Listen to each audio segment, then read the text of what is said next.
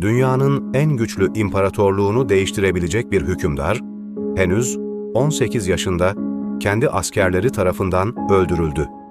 Peki, II. Osman gerçekten neyi değiştirmek istemişti? 1604 yılında İstanbul'da doğan Şehzade Osman, Sultan 1. Ahmet'in oğluydu. Babasını küçük yaşta kaybetti ve Osmanlı Sarayı'nda siyasetin en sert yüzüyle büyüdü. Ağabeyi 1. Mustafa'nın akli dengesinin devlet yönetimine uygun görülmemesi üzerine 1618 yılında henüz 14 yaşındayken tahta çıktı. Osmanlı tarihinin en genç padişahlarından biriydi.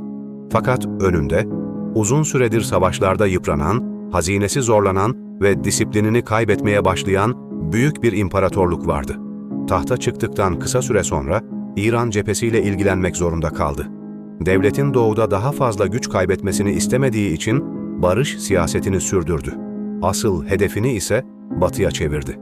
Lehistan-Litvanya Birliği ile yaşanan sınır sorunları büyüyünce ordunun başına bizzat geçmeye karar verdi. Osmanlı padişahlarının sefere çıkması artık alışılmış bir durum değildi. Genç Osman, atalarının izinden gitmek istedi. 1621'de başlayan Hotin Seferi, onun hayatındaki en önemli dönüm noktası oldu. Osmanlı ordusu sayıca güçlüydü ancak kuşatma uzadıkça ordudaki düzensizlik açıkça ortaya çıktı. Yeniçeriler emirlere tam anlamıyla uymuyor, disiplinsizlik giderek artıyordu. Genç padişah, savaş meydanında gördüğü manzarayı unutmadı. Hotin Antlaşması imzalandı ve büyük bir yenilgi yaşanmasa da beklenen kesin zafer elde edilemedi.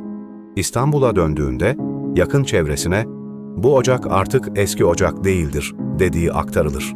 İşte her şeyi değiştiren düşünce tam burada şekillenmeye başladı. II. Osman, devletin en güçlü askeri kurumu olan Yeniçeri Ocağı'nın kontrol edilemez hale geldiğine inanıyordu. Çözüm olarak da Anadolu'dan ve Türkmen aşiretlerinden oluşacak yeni, padişaha doğrudan bağlı bir ordu kurmayı tasarlıyordu. Kaynaklarda hacca gitme isteğinin sadece dini bir görev değil, aynı zamanda Anadolu'da yeni asker toplamak için uygun bir fırsat olabileceği değerlendirilir. Fakat bunun kesin olarak planlandığını gösteren çağdaş bir belge bulunmaz. Saraydaki toplantılarda devlet adamları onu dikkatli olması konusunda uyardı. Tecrübeli isimler, "Yeniçeri Ocağı böyle bir değişimi kabul etmez" diyordu. Ancak genç Osman geri adım atmadı. O da kararlılıkla, "Devletin düzeni için gerekiyorsa yapılacaktır" düşüncesini benimsedi. Onun amacı, ocağı tamamen kaldırmak değil, padişah otoritesini yeniden güçlendirmekti. Bu sırada aldığı bazı kararlar da dikkat çekiciydi. Saray harcamalarını kısmaya çalıştı.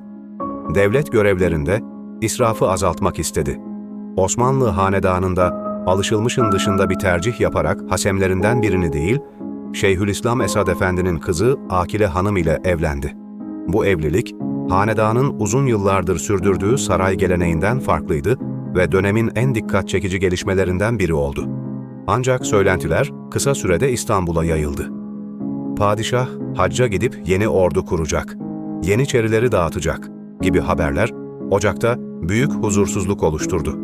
Bu söylentiler zamanla bir korkuya, korku ise açık bir isyana dönüştü. 1622 yılının Mayıs ayında Yeniçeriler ve onlara katılan bazı medrese öğrencileri sokaklara döküldü. Önce devlet adamlarının idamını istediler, ardından kontrol tamamen kayboldu ve kalabalık saraya yöneldi. II. Osman başlangıçta direnmeyi düşündü.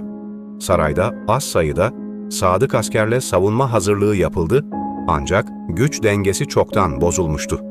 İsyancılar sarayı kuşattığında içerideki birçok devlet adamı ya kaçtı ya da padişahı yalnız bıraktı.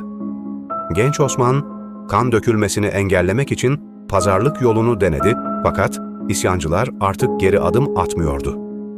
Tahttan indirilmesi ve yerine 1. Mustafa'nın yeniden geçirilmesi kararı zorla kabul ettirildi. Tahttan indirildikten sonra genç Osman önce Orta Cami'ye götürüldü. Burada hem aşağılanmış hem de fiziksel olarak yıpratılmış bir halde tutuldu. Ardından Yedikule Hisarı'na nakledildi. Bu süreçte isyancıların öfkesi dinmemişti. Onu tamamen ortadan kaldırma fikri giderek güçleniyordu. 20 Mayıs 1622 günü Yedikule'de son karar verildi. Genç padişah dar bir hücrede birkaç cellat tarafından boğularak öldürüldü. Direnmeye çalıştığı, yardım istediği ancak kimsenin müdahale edemediği aktarılır. Ölümünden sonra bedeni büyük bir saygısızlığa uğradı. Bazı rivayetlere göre kulağı kesilerek isyancıların liderlerine götürüldü.